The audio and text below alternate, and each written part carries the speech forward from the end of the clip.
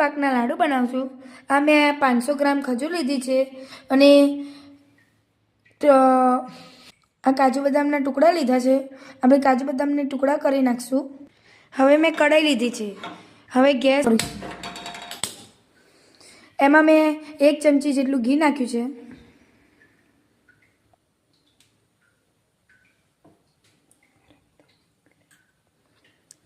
ઘી ગરમ થઈ જાય પછી આપણે ખજૂર નાખીશું। તેમાં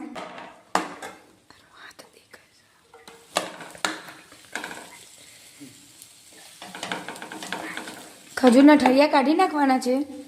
ખજૂરના ઝીણા ઝીણા ટુકડા કરીને આપણે નાખવાના છે। વિડીયોને છેલ્લે તક જોતા રહેજો। લાઈક તો કરજો જ। ખજૂર બળી ના જાય તે માટે આપણે ધીમા તાપે ગેસ રાખવાનો છે। હવે આપણે ગેસ ઉપરથી નીચે ઉતારશું। હવે આપણે એક બાઉલના આ ખાલી કરી નાખશું। હવે આ કઢાઈમાં 1 ચમચી જેટલું બીજું ઘી નાખશું।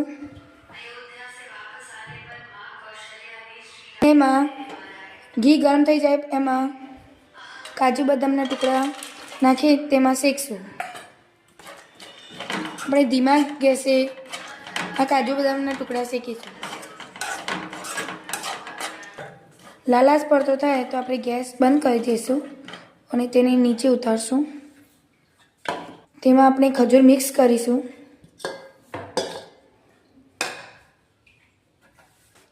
તેને કમ્પ્લીટ રીતે આપણે હલાવી દઈશું। આપણે તમે જોઈ શકો છો આવી રીતે હલાવી શકીએ છીએ। આપણે મિક્સ કરી શકીએ છીએ।